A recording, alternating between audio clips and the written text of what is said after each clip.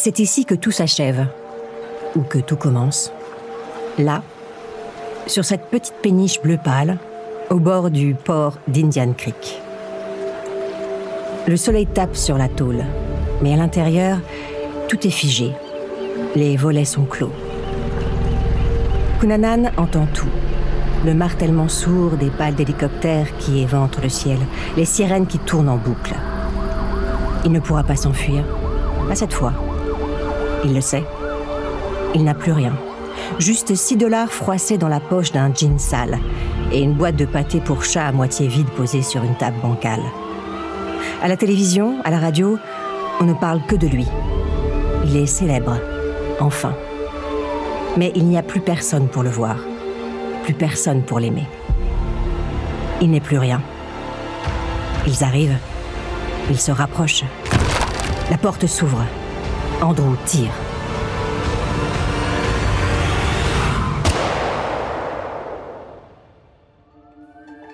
Il y a eu un coup de feu. Puis plus rien. Moins de 4 minutes plus tard, les éclats rouges et bleus des gyrophares balayent la surface noire du canal. La police, le SWAT, les médias, tout le monde est là. La péniche est encerclée. S'il est à l'intérieur, ils doivent avancer avec prudence. Andrew est un homme armé et dangereux. Le siège commence. Les heures s'étirent. 4 heures d'attente. 4 longues heures de tension extrême. Puis, l'ordre est donné. L'épaisse fumée des grenades lacrymogènes couvre les sommations qui résonnent à travers les haut-parleurs. « Sortez ! Sortez !» Aucune réponse. Aucun bruit. Pas le moindre mouvement. Ils entrent. La péniche est figée dans un chaos. Le salon est sans dessus-dessous. Coussins, vêtements éparpillés. La télévision allumée éclaire la pièce. Le sol est jonché de boîtes de médicaments ouvertes, de canettes vides. Et, au centre de la table basse, comme un détail absurde au milieu du désordre, un magazine Vogue, soigneusement posé. L'équipe avance lentement, protégée derrière ses boucliers. Ils montent les escaliers. Dans la chambre, sur le lit défait, un corps inerte. La tête renversée, la bouche entr'ouverte, ensanglantée. C'est lui. Celui qu'il traque depuis 2 mois. Celui qui a semé la mort de Minneapolis à Miami. Celui qui a tué Gianni Versace. Andrew Cunanan. Il s'est tiré une balle dans la tête. L'arme repose encore dans sa main droite. La même que celle utilisée pour 4 de ses meurtres. Ainsi s'achève la plus grande chasse à l'homme ratée de l'histoire des États-Unis. Non pas par l'arrestation tant attendue d'un homme haï, mais par le suicide de celui qui n'avait plus rien à perdre.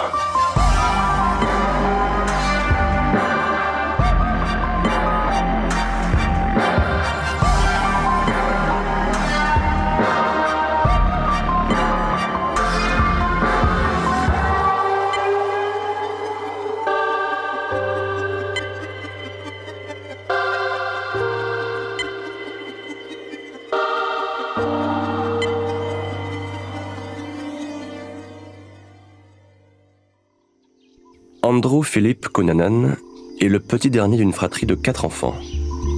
Il voit le jour en 1969 à National City, une banlieue modeste aux portes de San Diego, en Californie. Son père, Modesto Pete Cunanan, est un ancien militaire, immigré aux États-Unis avec une ambition unique, devenir riche. Sa mère, Marianne, est une jeune femme d'origine italienne, au tempérament fragile. À la naissance d'Andrew, elle sombre.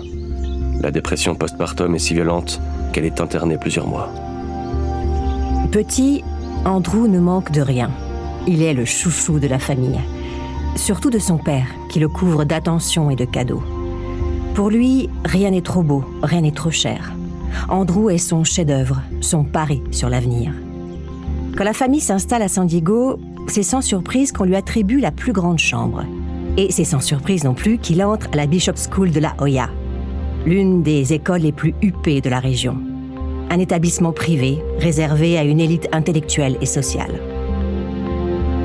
Andrew est un enfant intelligent, vif, cultivé, Brillant même, et il le sait. À force qu'on le lui répète, il finit par le croire. Il est exceptionnel.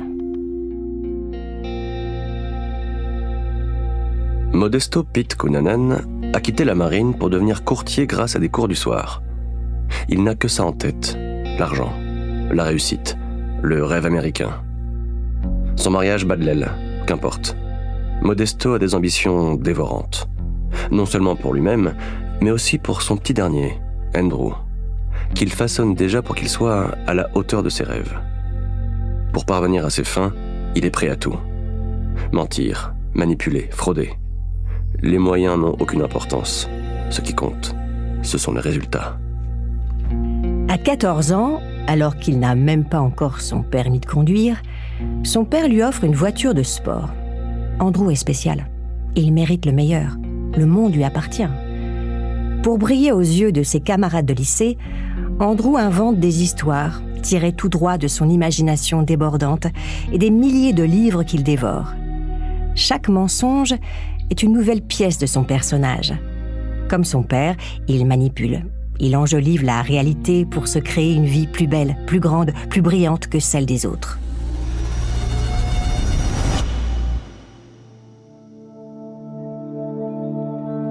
Pete Cunanan porte le masque de la réussite.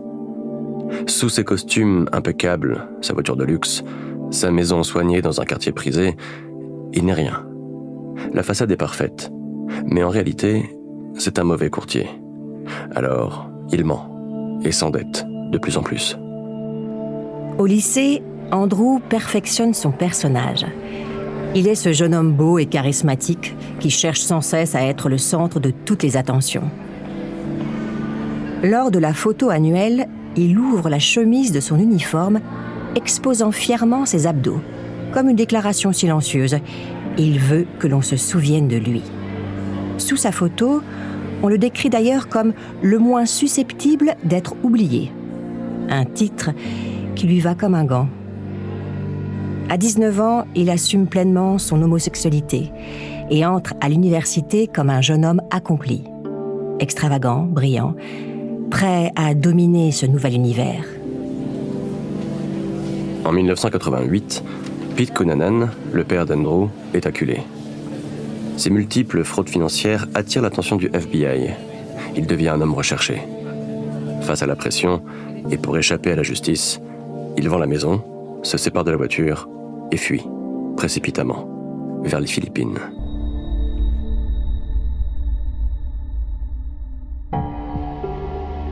Andrew a 19 ans. Son père est parti, ne laissant derrière lui que quelques billets froissés. À peine $700. Le vide est brutal. Son monde s'effondre. Modesto Cunanan, son modèle, presque son héros, n'était en fait qu'un mirage. Andrew se retrouve sans repères et sans ressources, mais pas question de flancher. Ce qu'il sait faire de mieux, enjoliver la réalité. Il quitte l'université, commence à hanter les nuits de San Francisco, dans les bars et les clubs gays les plus en vue, où il s'invente une vie à chaque conversation. Il change d'identité comme de chemise, devient Andrew da Silva, riche héritier latino, Andy Cumming, officier décoré, Drew Cunningham, Kurt Matthew Demaris. Il joue à la perfection tel un caméléon, suffisamment cultivé, suffisamment malin pour faire croire n'importe quoi à n'importe qui. Andrew Cunanan fréquente les endroits luxueux de San Francisco. Toujours assis aux plus belles tables, avec les meilleures bouteilles. Il dépense son argent à outrance. Pourtant, il n'a jamais vraiment travaillé. Il s'enrichit en vendant ses services à des hommes fortunés plus âgés, ou bien en vendant toutes sortes de drogues dans les bars. Depuis la fuite de son père, la vie d'Andrew n'est qu'une suite de fêtes gorgées d'alcool, de cocaïne et de méthamphétamine. Il vit la nuit, tel un chasseur. Il fait du repérage. Ses proies, des hommes riches, influents, issus de la haute société. Il les observe de loin, les épie, les analyse. Il les stalk, prend des notes, apprend leurs goûts, leurs habitudes, leurs failles. Quand il les approche, il sait déjà tout d'eux. Il cible les gens qu'il veut rencontrer. Rien n'est jamais dû au hasard. Il n'a rien à perdre. De toute façon, Andrew n'échoue jamais. Pour lui, le rejet n'est pas une option. Ces hommes, ces sugar daddies, lui offrent l'existence dont il rêve, le luxe, l'influence, la reconnaissance. À travers eux, il vit la vie extraordinaire qu'il mérite. C'est à cette période, au début des années 90, qu'Andrew Cunanan et Gianni Versace, le célèbre créateur de mode, se rencontrent. Une rencontre furtive, dans une boîte gay de San Francisco. Quelques mots, tout au plus. Désormais, il connaît Gianni Versace. Du moins, c'est ce qu'il prétend. Et il le fait avec une telle assurance que tout le monde le croit. Sa rencontre avec Versace n'est qu'une histoire parmi tant d'autres. Andrew n'est jamais à court d'anecdotes. Il peut parler pendant des heures d'une œuvre d'art, d'un livre, d'un ballet, d'un bâtiment. Son esprit lui permet d'emmagasiner un nombre affolant de détails, aussi petits soient-ils. Parmi ceux qu'il séduit avec sa culture, Jeffrey Trell, son nouveau meilleur ami. Un ancien marine qui a quitté l'armée après avoir révélé son homosexualité. Jeffrey, comme tant d'autres, tombe sous le charme d'Andrew. Pour son entourage, Cunanan incarne la réussite. Riche, raffiné, toujours entouré des bonnes personnes. Il évolue dans les cercles les plus convoités. Il collectionne les contacts comme d'autres collectionnent les montres. Des noms prestigieux soigneusement alignés dans son carnet d'adresses. Un carnet qui fait rêver. Mais son atout le plus dangereux, ce n'est ni sa culture ni son réseau, c'est son sourire.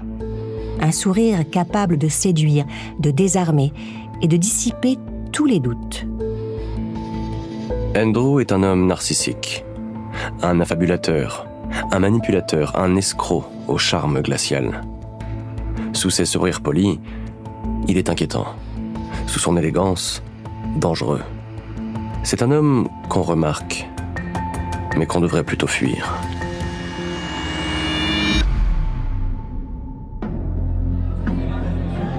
En 1994, Andrew Cunanan ferre son plus gros poisson. Lors d'une de ces innombrables soirées mondaines où il excelle, son regard se pose sur un homme. Norman Blatchford, sexagénaire millionnaire récemment célibataire. Une proie idéale, riche, vulnérable et disponible. Pour un homme qui refuse obstinément de travailler, Andrew fait preuve d'une rigueur presque obsessionnelle quand il s'agit de cibler ses proies. Il peut passer des heures, parfois des jours, à étudier le moindre détail de la vie de l'homme qu'il convoite. De Norman Blatchford, il sait tout. Ses habitudes, ses goûts, ses fréquentations, avant même de lui avoir adressé un mot.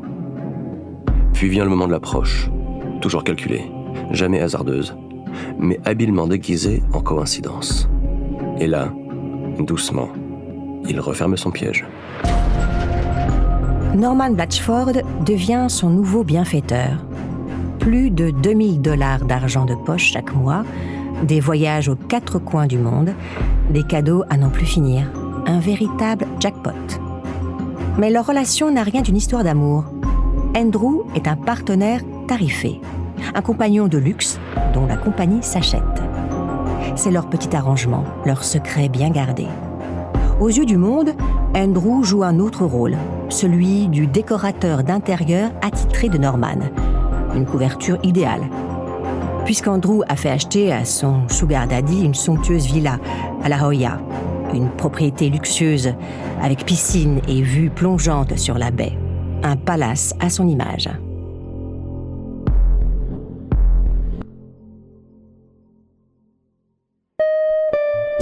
Andrew mène la grande vie, aux frais de la princesse.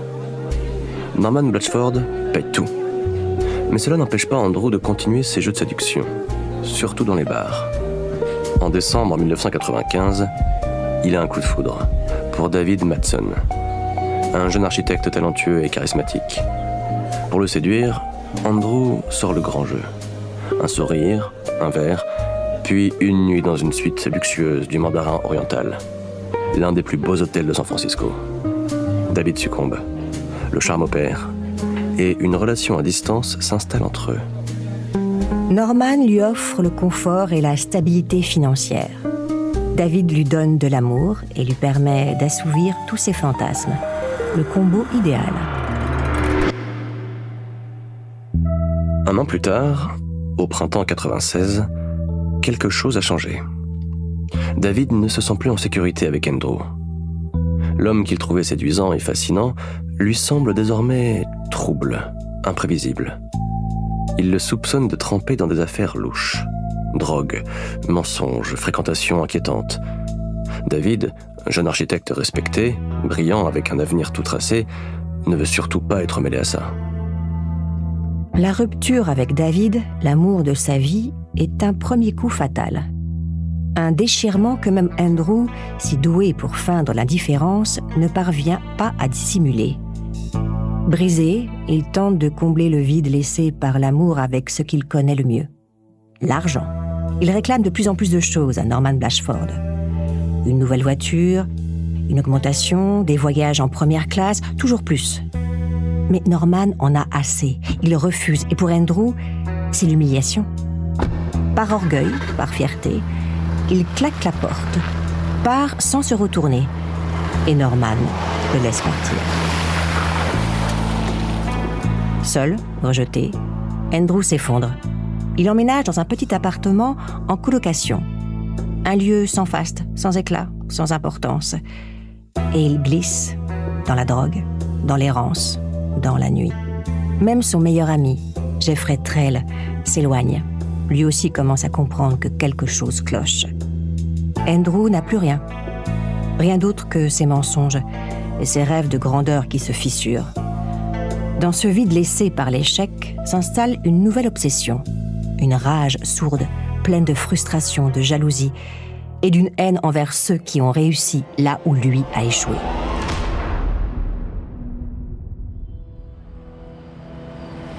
Début 1997.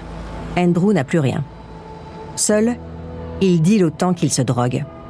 Il n'est plus le beau jeune homme qui attirait tous les regards. Il ne prend plus autant soin de lui. Il n'en a plus les moyens. De sa vie de luxe aux côtés de Norman Blatchford, il ne lui reste que quelques costumes défraîchis, suspendus dans un placard bancal. Les murs de son appartement miteux l'écrasent. Ses yeux errent sur les sacs plastiques éventrés qui jonchent le sol, remplis de souvenirs de sa vie passée. Il vaut mieux que cette vie minable, mais la Californie n'a plus rien à lui offrir. Partout, Andrew est rejeté. Plus personne ne croit ses mensonges, plus personne n'adhère à ses histoires. Vulnérable, parano, il débite ses absurdités au serveur d'un bar gay, obligé de l'écouter. Il ne lui reste qu'un espoir, retourner vers ceux qu'il aime encore. David Madson, son seul amour, Jeff Trell, son meilleur ami. Ils ont quitté la Californie pour le Minnesota. Alors lui aussi doit partir. Cap sur Minneapolis. Andrew Cunanan souffre d'un narcissisme insensé. Il s'aime, et il a besoin qu'on l'aime, qu'on le flatte et qu'on le gâte. Il n'en a jamais assez. Jamais assez de compliments, jamais assez de vêtements, de mets délicats, de drogue. Pour lui, tout lui est dû. Il ne connaît ni la remise en question, ni l'effort, et encore moins l'humilité de demander de l'aide. S'il sombre, c'est la faute des autres. Quelqu'un doit payer. La vengeance devient sa logique, sa réponse à l'échec. Ce genre d'homme ne plie pas. Il exige, il prend. Et s'il ne peut pas obtenir, il détruit.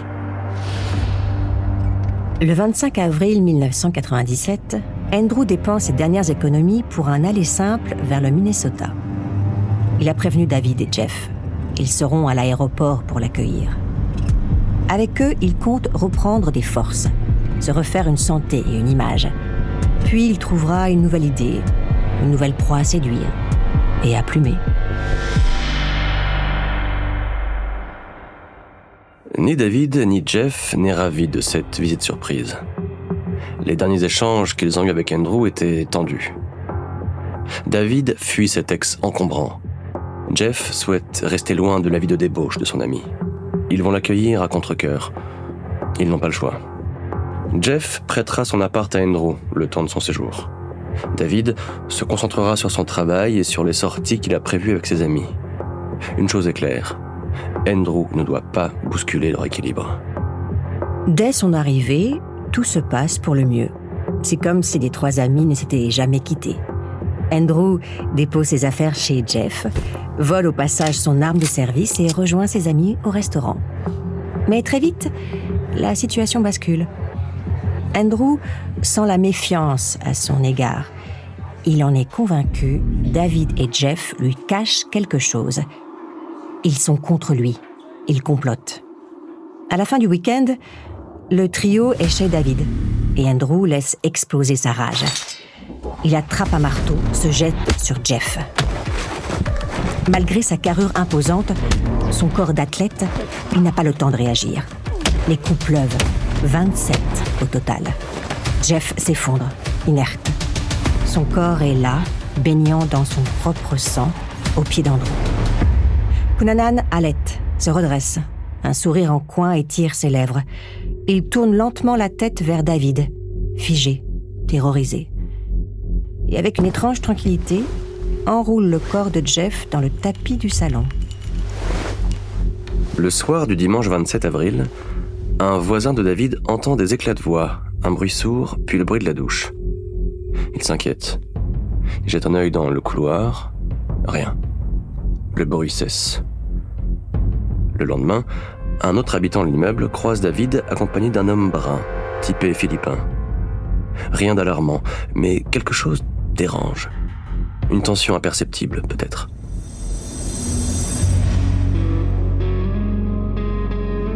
Mardi 29 avril, David et le même homme sont aperçus dans le quartier. Calme, presque ordinaire. Ils ne peuvent pas rester là.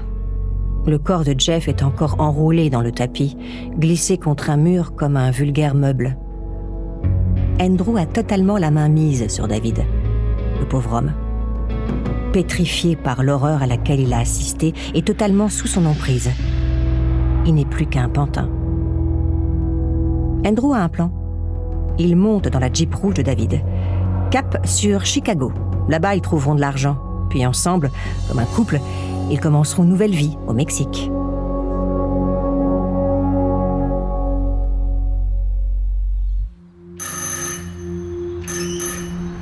Le mardi 29 avril, en fin d'après-midi, 2 collègues de David sonnent à la porte de son appartement.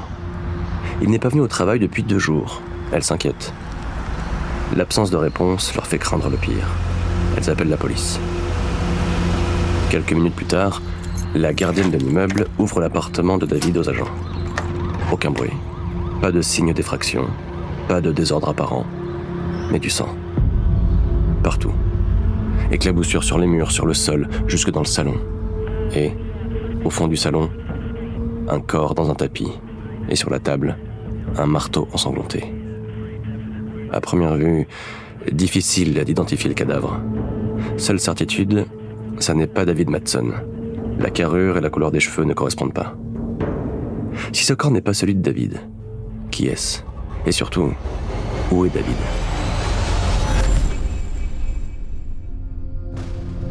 Pour le sergent Robert Hitchik, de la brigade criminelle de Minneapolis, le raisonnement est simple.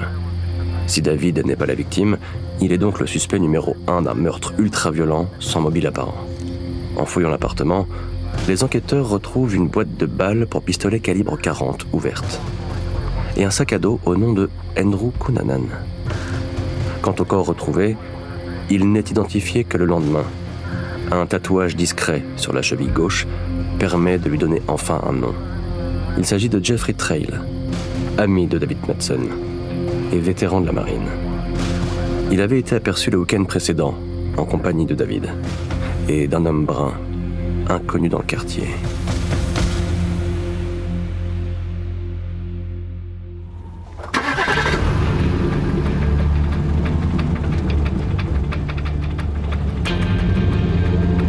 Au volant de la Jeep rouge de David, Andrew savoure l'instant.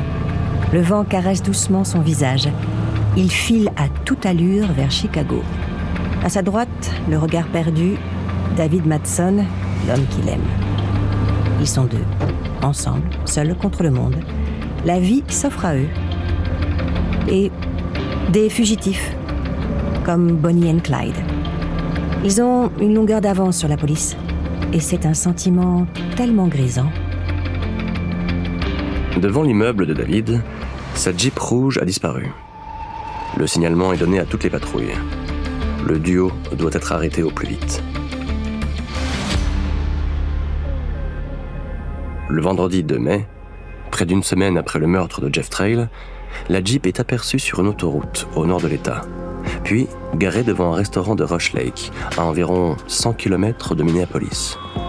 Le lendemain, près du lac, un corps est retrouvé par des pêcheurs, abattu de 2 balles, une dans la poitrine et une dans la tête. Une 3e balle a atteint l'œil droit. Il a été abandonné là, au milieu des hautes herbes. Tout était pourtant si idyllique. Il a fallu que David le rejette, une fois de plus, la fois de trop. On ne dit pas non à Andrew Cunanan. Dans l'habitacle, les voix montent. David exige sa liberté, veut tout raconter, parler du meurtre de Jeff. Il veut retrouver sa vie d'avant. Mais sa vie ne lui appartient plus. Elle est entre les mains de Cunanan. La tension devient étouffante. Andrew dévie de la route, s'arrête près de l'East Rush Lake, fait sortir David, dégaine l'arme, tire 3 coups. Sec, net. David s'effondre. Les douilles retrouvées près du corps correspondent à celles de l'arme volée lors du premier meurtre. Des balles Golden Saber de calibre 40. Les enquêteurs font rapidement le lien entre les deux affaires. David, un temps suspecté du meurtre de Jeffrey Trail, se relève être une victime à son tour. La proie d'un homme instable, impulsif. Un tueur sans mobile, désormais en cavale. Andrew Cunanan. L'affaire fait rapidement le tour de l'État. Désormais, toute la police du Minnesota est sur le qui-vive. Il roule avec son plan en tête. Atteindre Chicago pour trouver de l'argent. 700 km le séparent de sa destination. Il ne doit pas s'arrêter, rouler aussi vite qu'il peut et surtout ne pas attirer l'attention. Andrew serre le volant. Il n'est ni triste, ni joyeux. Il vient de perdre l'homme de sa vie, mais rien ne l'atteint. Cunanan est en mode pilote automatique. Dans sa tête, tout est clair. À Chicago, il ira sonner chez Lee Miglin, un richissime promoteur immobilier. Ils se sont croisés une fois. Grâce à son ton charmeur, Andrew pourra, en échange de services sexuels, lui soutirer un peu d'argent, de quoi continuer sa cavale. Et puis, si Lee Miglin lui complique la tâche... Comment comprendre les meurtres de Jeff Trail et de David Madsen? Quel intérêt Andrew Cunanan avait-il à tuer 2 de ses proches? Aucun mobile clair, rien d'évident. Les enquêteurs tâtonnent, désemparés. Tout semble surgir d'une violence brute, soudaine, comme si Cunanan avait explosé, ou au contraire, comme s'il suivait un plan précis, millimétré. Car ces profils-là, ceux capables d'un tel sang-froid, ne laissent rien au hasard. Voulait-il les punir? Satisfaire un ego blessé? Ou tout simplement un besoin de domination totale?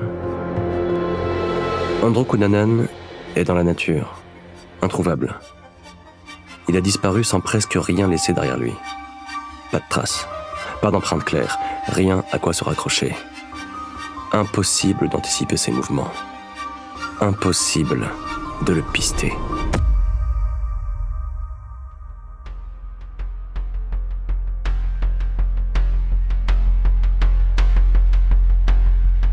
En moins d'une semaine, Andrew Cunanan, jeune homme brillant de 27 ans, homosexuel assumé, et jusqu'alors inconnu des services de police, s'est mué en double meurtrier.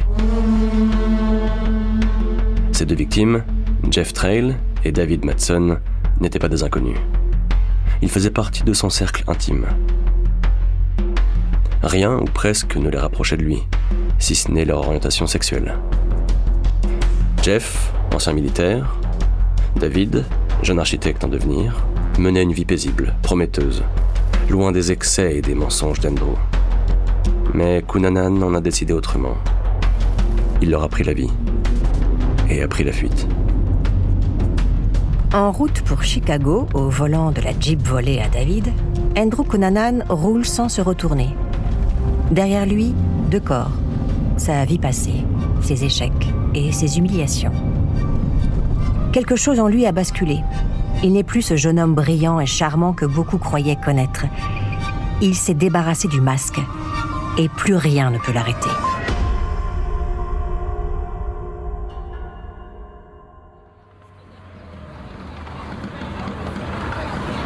Chicago, 3e plus grande métropole des États-Unis, s'étend le long des rives du lac Michigan.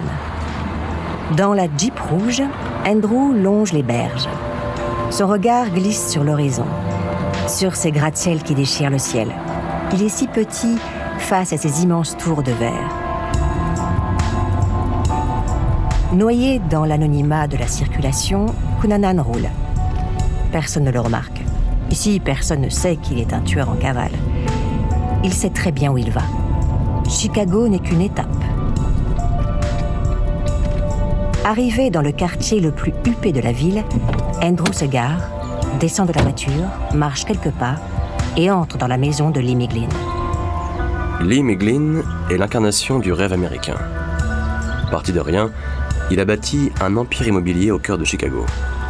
Un homme respecté, élégant, connu pour son flair en affaires et son implication dans la ville.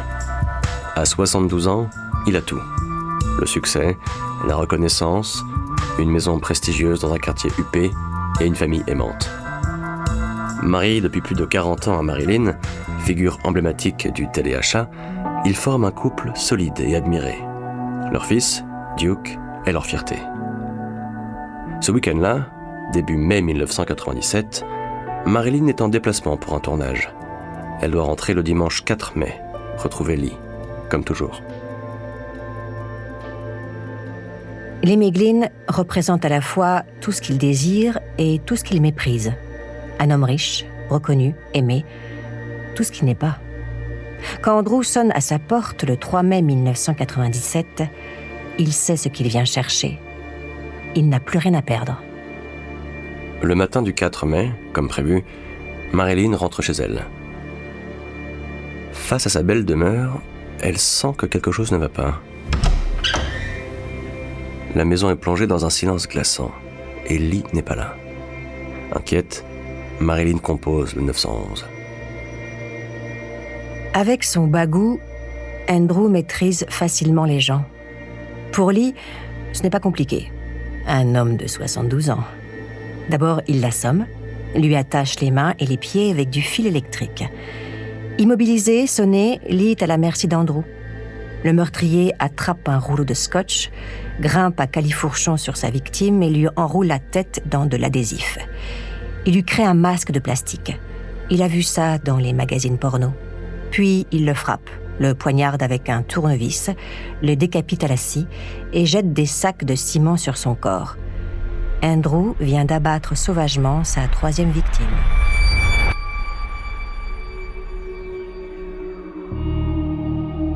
Le corps de Lee est retrouvé dans son garage. Même pour les policiers de Chicago, la scène est terriblement choquante. Lee a été massacré. Toutes ses côtes ont été brisées. Qui aurait pu s'en prendre à lui de la sorte ? Lee Miglin n'avait aucun ennemi. Un crime de rôdeur ? Non. Aucun signe d'effraction n'est constaté dans la maison. La victime connaissait son agresseur. Ce qu'il ne peut pas avoir, il le détruit. Il ne se savait pas capable d'une telle violence. Ça lui a plu. À aucun moment il n'a paniqué. Au contraire, il est resté très calme. Après s'être acharné sur Lee, Andrew est retourné dans la maison, s'est servi dans le frigo, s'est fait couler un bain, s'est rasé et a dormi dans le lit conjugal.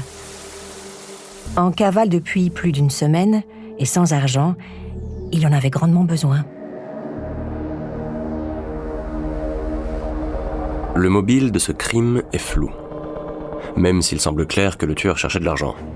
Dans la maison, plus de $10 000 en liquide ont été volés. ainsi que plusieurs costumes de Lee, des bijoux et quelques pièces d'or. Dans le garage, près du corps sans vie de Lee, une place vide. Le tueur est reparti avec une voiture. Mais une question reste en suspens. Lee avait-il un lien avec son meurtrier ? Il ne semble ni s'être méfié, ni s'être défendu. La brutalité du crime, la mise en scène du corps sont des signes de vengeance, d'attaque personnelle. Le tueur n'a pas seulement voulu éliminer sa victime, il a aussi voulu l'humilier, détruire son image. Ce n'était pas qu'un crime, c'était un message.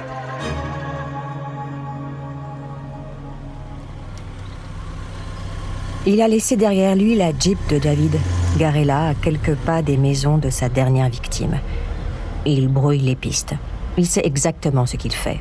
Il va plus vite que la police, plus vite que l'information. Quand les enquêteurs feront enfin le lien entre Jeff, David et maintenant Lee, Andrew sera déjà loin. Une Jeep rouge, immatriculée dans le Minnesota, est retrouvée quelques jours plus tard. Son propriétaire semble l'avoir abandonnée, et dans les quartiers chics, ce genre de choses ne passe pas inaperçu. La plaque permet rapidement de remonter jusqu'à un nom. David Madsen, un homme retrouvé assassiné une semaine plus tôt dans le Minnesota, par un certain Andrew Cunanan. Les enquêteurs comprennent alors l'ampleur de ce qu'ils ont sous les yeux. Le suspect n'en est pas à son coup d'essai. C'est son 3e meurtre. Un silence s'installe. Les regards se croisent. Et dans tous les esprits, la même pensée. Un tueur en série rôde sur les routes. Avec cette nouvelle victime, le FBI est officiellement saisi de l'affaire. Et bonne nouvelle pour les enquêteurs, la voiture que le meurtrier a volée à Lee Miglin est équipée d'un téléphone satellite. Ils vont pouvoir suivre le suspect à la trace et le coincer.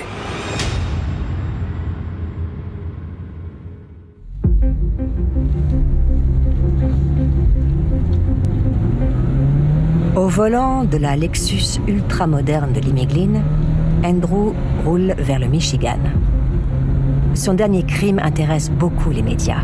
À la radio, on ne parle que de lui. Il ne la coupe jamais. Il suit avec le sourire l'avancée de l'enquête.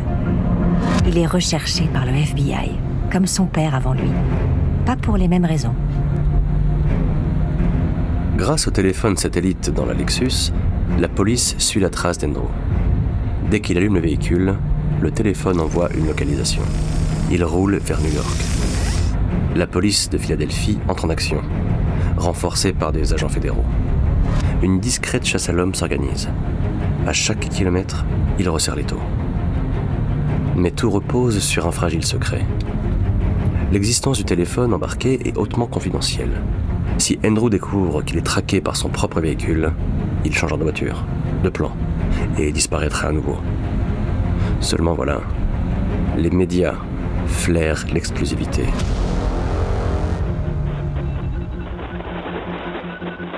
Toujours accroché à sa radio, Andrew comprend qu'il n'a pas autant d'avance qu'il le pense.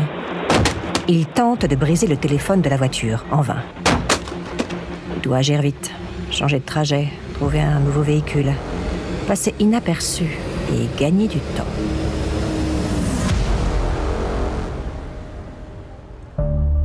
« 9 mai 1997, New Jersey. La police est appelée à Pennsville. Le gardien du cimetière national de Finns Point, William Reese, 45 ans, est retrouvé dans sa cave, gisant dans une mare de sang, avec une balle dans la tête. Un calibre 40. Sa voiture, un pick-up Chevrolet rouge de 1995, a été volée. À quelques mètres de la maison du gardien, au niveau du cimetière, une Lexus vert foncé est la seule voiture garée sur le parking. Cunanan. Une 4e victime. Un meurtre purement opportuniste. Il ne connaissait pas le gardien. Il ne lui a même pas demandé son nom. Il n'avait pas besoin de le savoir. Ce qu'il lui fallait, c'était une voiture. Une voiture sans téléphone, sans trace. Un moyen de reprendre la route sans être suivi. Il l'a abordé avec son flingue, lui a demandé les clés de son pick-up. Pas de cris, pas de chaos. Juste une menace froide, immédiate. Puis il l'a forcé à descendre à la cave. Là, il lui a ordonné de s'agenouiller, sans un mot de plus. Une 4e victime et aucune trace du tueur. Pour les fédéraux, c'en est trop. Au vu de la dangerosité d'Andrew Cunanan, le FBI le place sur la liste des 10 hommes les plus recherchés du pays. La traque change d'échelle. La chasse à l'homme est désormais nationale. Cunanan ne leur échappera pas. Dans son nouveau véhicule, Andrew jubile. Il est plus fort qu'eux, plus intelligent. Ils ne l'auront jamais. Il reprend sa cavale de plus belle, direction le sud, les plages, les hommes bodybuildés, les célébrités, direction Miami Beach. À la fin des années 90, Miami, longtemps associée au trafic et à la drogue, s'est métamorphosée. La plage, les corps sculptés, la douceur de vivre. La ville est une carte postale vivante qui attire désormais célébrités et fortunes en quête de soleil. Un décor de cinéma où tout semble possible, où les plus grandes stars se confondent avec les anonymes, particulièrement dans le quartier de South Beach. C'est là, sous un soleil brûlant, qu'il a choisi de mettre fin à sa cavale. Miami. Le refuge parfait, un endroit où il peut facilement se fondre dans le décor, se cacher à la vue de tous. Ici, il n'est qu'un gay parmi tant d'autres, qu'un latino parmi la foule de Little Havana et South Beach. Ici, tout ce qu'il aime est à portée de main. Des hommes sculptés, des fortunes insolentes, des célébrités. Une star en particulier l'intéresse plus que les autres. Gianni Versace.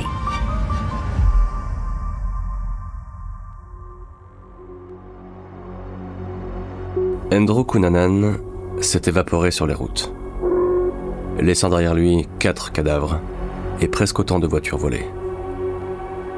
C'est un caméléon, capable de modifier son apparence aussi rapidement qu'il le souhaite. Parfois, il porte des lunettes, parfois non. Ses cheveux peuvent être rasés ou plus longs. Son style va du costume de créateur au simple t-shirt. Sur l'avis de recherche du FBI, un homme, un nom, 3 photos et 3 visages différents. Cunanan n'a rien de singulier. Il est tout le monde et personne à la fois. Brillant, manipulateur, poli, cultivé et parfaitement éduqué, il charme.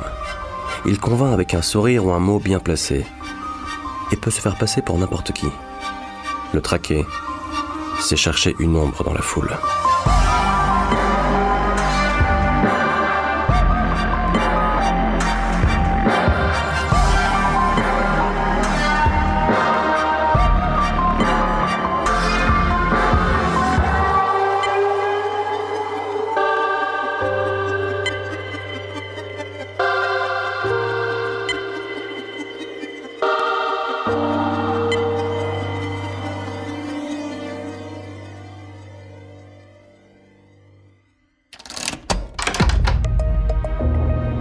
Le 12 mai 1997, Andrew Cunanan s'installe dans la chambre 322 du Normandy Plaza, un hôtel décrépit niché dans les bas-fonds de South Beach.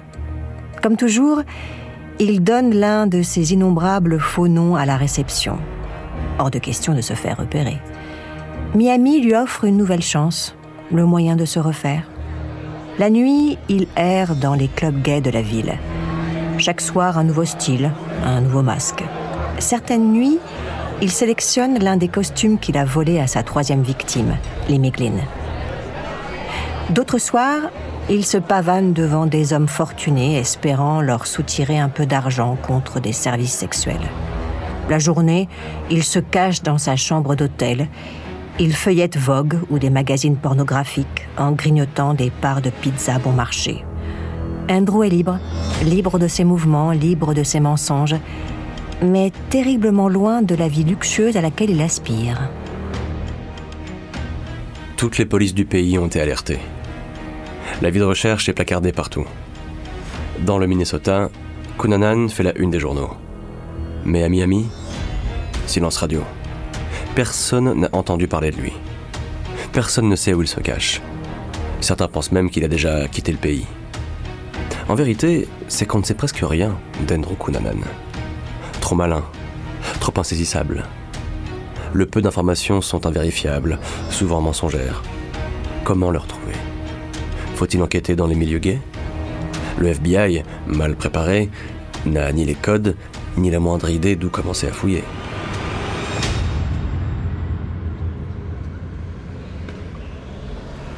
Il ne prend même pas la peine de se cacher. Les semaines passent. Presque 2 mois qu'il est à Miami. Aucun flic ne l'a remarqué. Mais les temps se font difficiles. Andrew a quasiment dépensé les $10,000 qu'il a volés à Lee Miglin. Il est à court d'argent. Heureusement, il lui reste quelques pièces d'or. Il est monnaie chez un prêteur sur gage. Et comme le veut la procédure, il laisse son nom, le vrai, son adresse et ses empreintes. Il n'a plus peur de rien.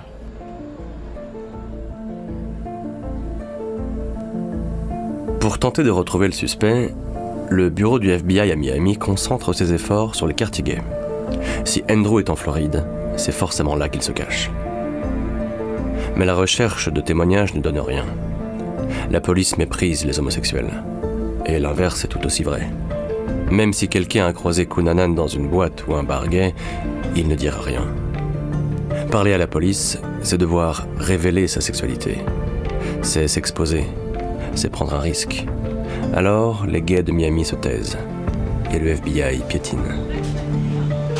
Il est sur le qui-vive en permanence. Le 12 juillet, Andrew se rend au Miami Stubbs, un fast-food en face de son hôtel. Il commande un sandwich. Le serveur disparaît dans l'arrière-cuisine. Quelques minutes. C'est long. Trop long. Et si le serveur l'avait reconnu? Andrew, le ventre vide, doit partir. Et vite. Le 12 juillet, le téléphone retentit dans les locaux de la police de Miami. Au bout du fil, le serveur du Miami Stubbs. Il croit avoir vu Andrew Cunanan dans son restaurant. Il a vu l'avis de recherche. Il en est presque certain. C'est lui. Il est là. Il faut agir vite. Il ne restera pas longtemps. Une équipe est déployée et arrive sur les lieux en moins de 8 minutes. Mais c'est déjà trop tard. Si Cunanan y était, il s'est volatilisé. Les taux se resserrent. La police n'est pas loin. Andrew n'a plus d'argent. Bientôt, il ne pourra plus sortir comme il l'entend. Sa fin est proche, mais il veut qu'elle soit spectaculaire. S'il doit partir, il ne le fera pas sans un dernier coup d'éclat. Et quoi de mieux que de s'en prendre à une célébrité?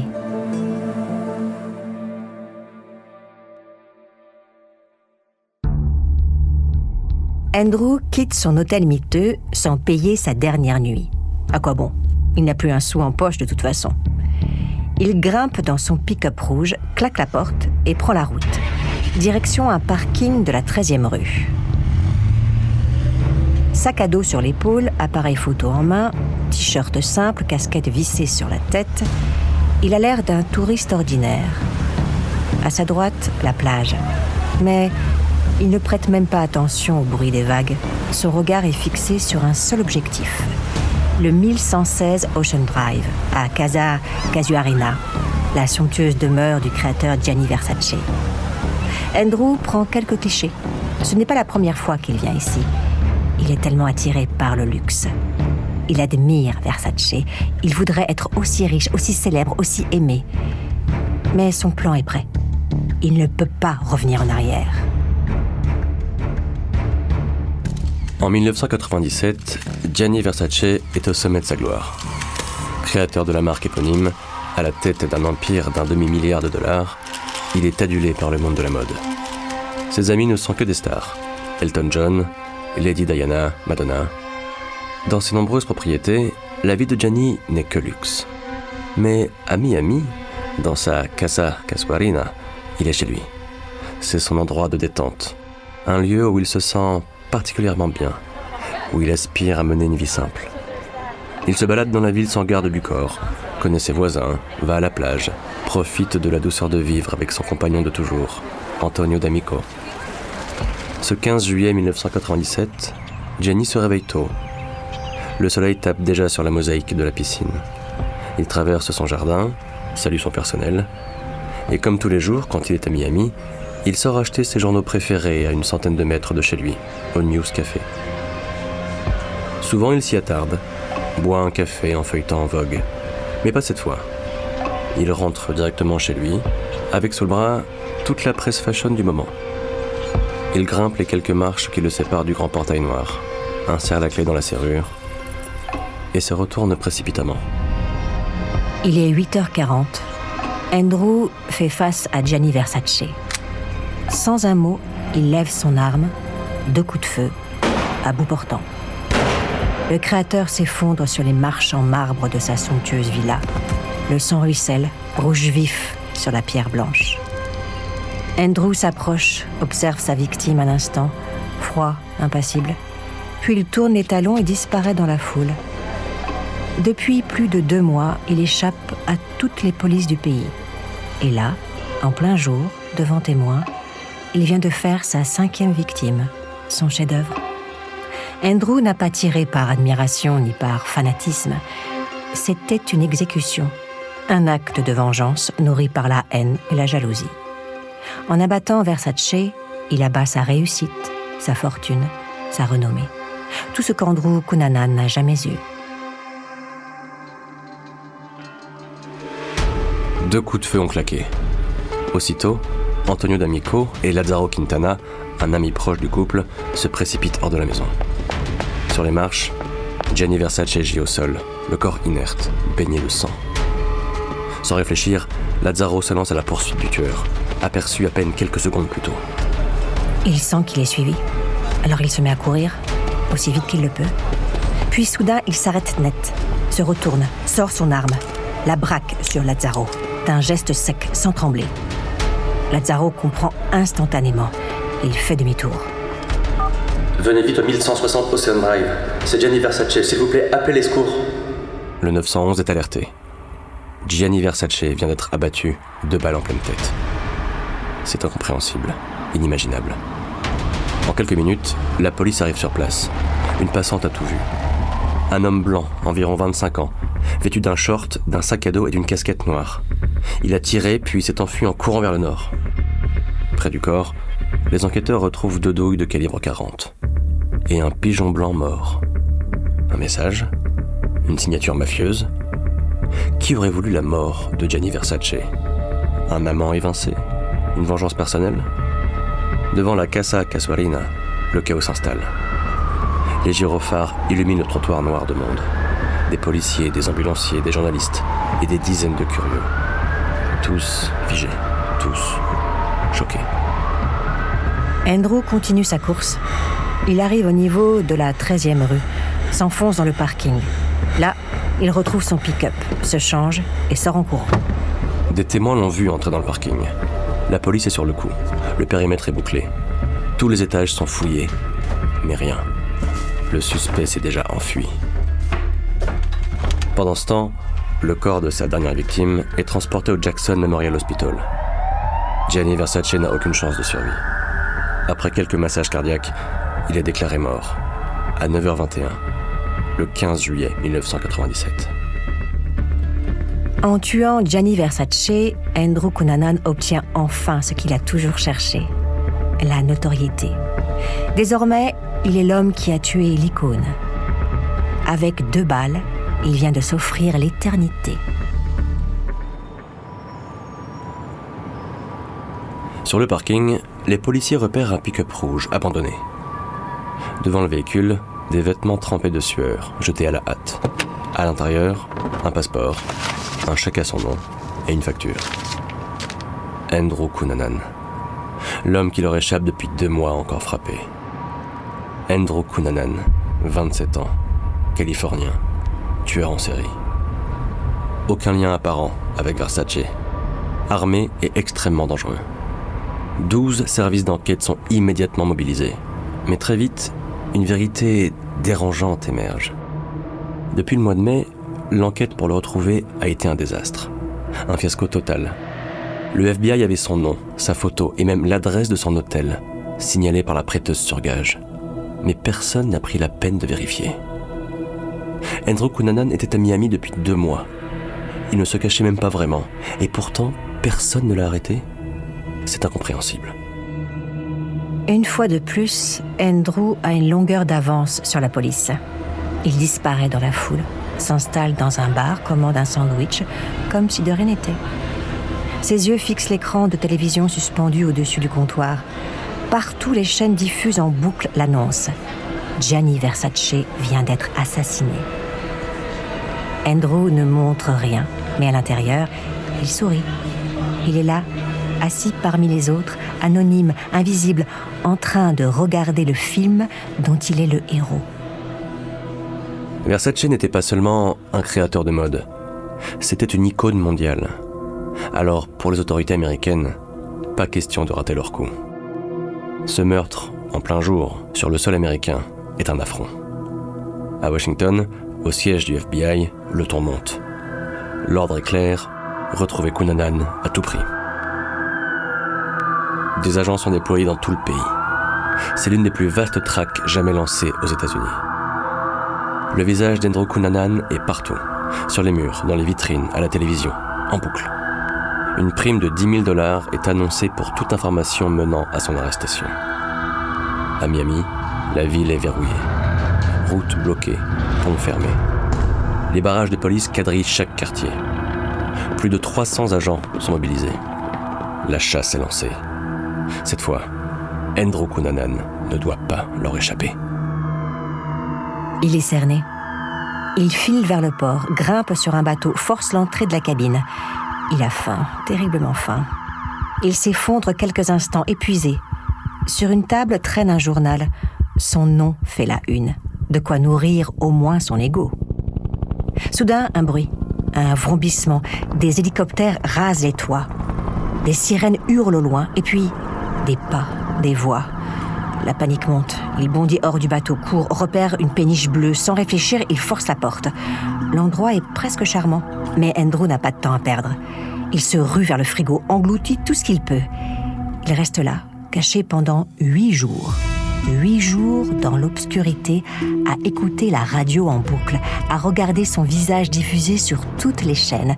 Il savoure chaque seconde de cette attention morbide et se régale des mensonges qu'on raconte sur lui. Il regarde même en direct les obsèques de Gianni Versace. Au premier rang, que des stars, tous réunis grâce à lui. Mais peu à peu, le frigo se vide. Il a mangé tout ce qu'il trouvait, même les boîtes de nourriture pour chats. Andrew sait, sa fin est proche. Il perd pied. 8 jours se sont écoulés depuis l'assassinat de Versace et personne n'a réussi à retrouver le tueur. Jusqu'au 23 juillet. Ce jour-là, Fernando Carrera, le gardien de la péniche, effectue sa ronde habituelle. Il constate que la porte a été forcée. Intrigué, il entre. À l'intérieur, les lumières sont allumées, la télé résonne. Puis, il entend un coup de feu. Il se précipite dehors et appelle la police. Andrew Cunanan est là, c'est sûr. En moins de 4 minutes, la zone est bouclée par la police. Le SWAT, des hélicoptères, des bateaux, tout est prêt pour l'arrestation la plus attendue de l'année.